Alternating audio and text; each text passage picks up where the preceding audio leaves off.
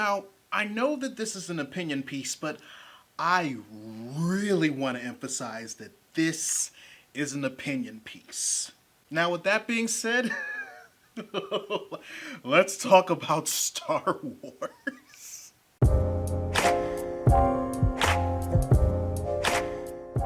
Readers, with the wrapping up of the Star Wars sequel trilogy, we've experienced a lot of things. Colin Trevorrow was fired from Star Wars Episode 9, The Rise of Skywalker, because he failed to check his rich white people privilege, and he was replaced with J.J. Abrams. So once it was revealed that the release date for Episode 9 would be shifted from the summer of 2019 to that of the winter of 2019, like its predecessors ever since the Disney acquisition of Lucasfilm, because of the change, I was initially happy to hear the news. And you will probably think that my reasoning why is because I want them to take their time in making sure the movie is the best that it could be. And you would be partially correct, because despite that being true, it's not my main motivator for the shift in its release date. In actuality, it's a sense of tradition for me. You see, it's very rare that I can look forward to seeing a big blockbuster movie with a December release date and it be given the same amount of funding, marketing, and attention as if it were being released earlier in the year during the spring and summer months.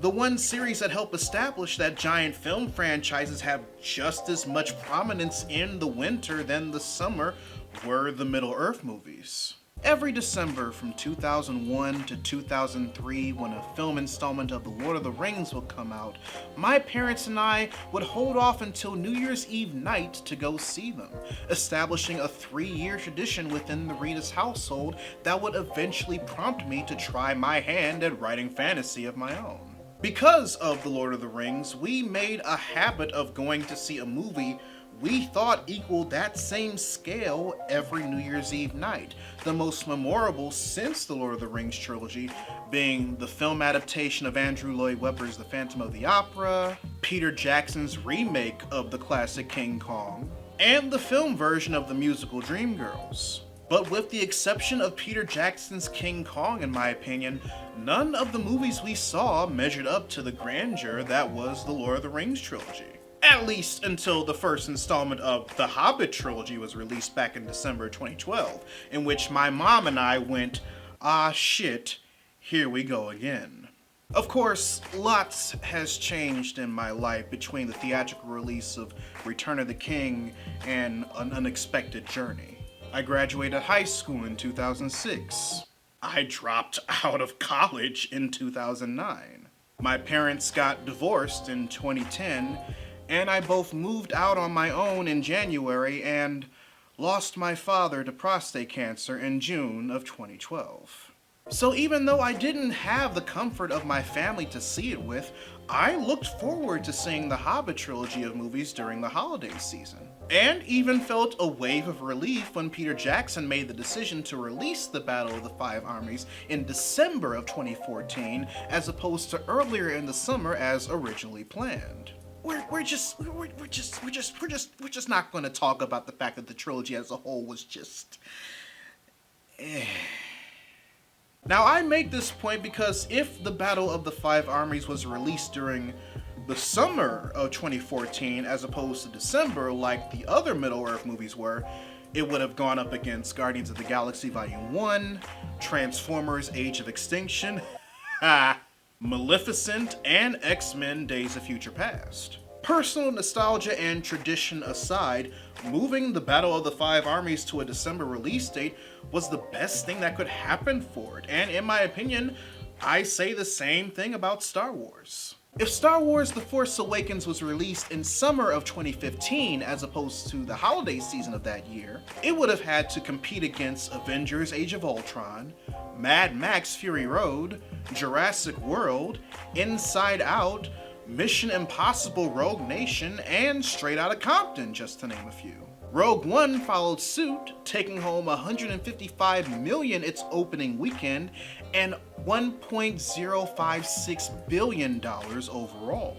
Solo, on the other hand, not counting the firing of Phil Lord and Chris Miller along with other production problems, was released in the summer of 2018, which unfortunately had just a fuck ton of competition. I'm talking Avengers Infinity War. I'm talking Jurassic World Fallen Kingdom. I'm talking Pirates of the Caribbean Dead Men Tell No Tales. I'm talking Deadpool 2.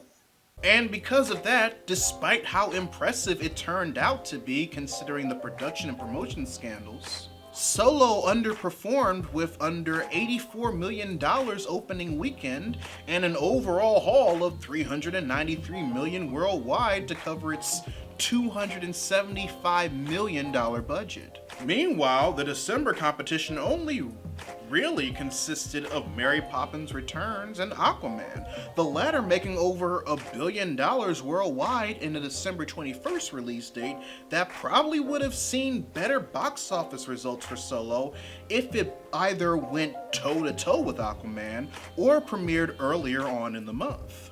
And like I said before, readers, that's coming from someone who was genuinely surprised at how good Solo ended up being, considering everything that happened to it during production and whatnot.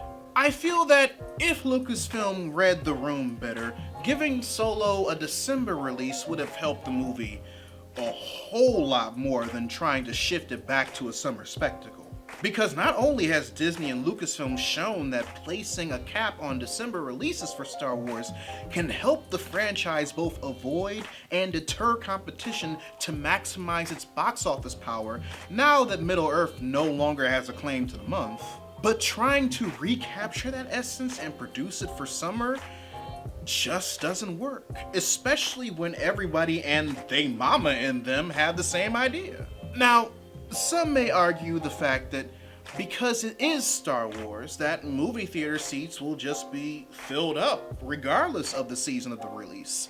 But there have been plenty of movies since the release of The Force Awakens that has proven that there's indeed something magical about December.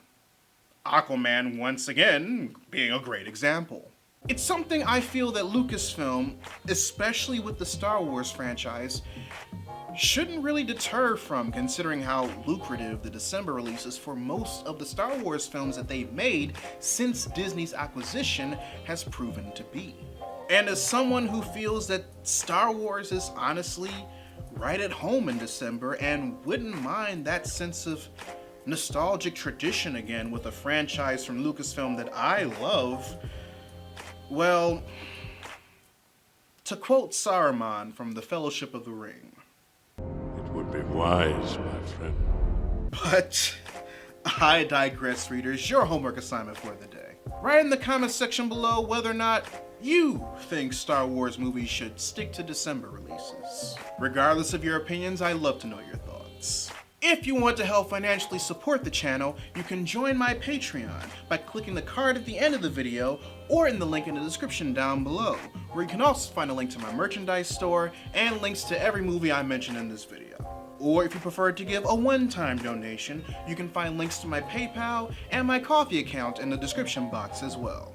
Also, make sure you subscribe to the channel and turn on notifications, because I post new videos every Monday, Wednesday, and every other Friday.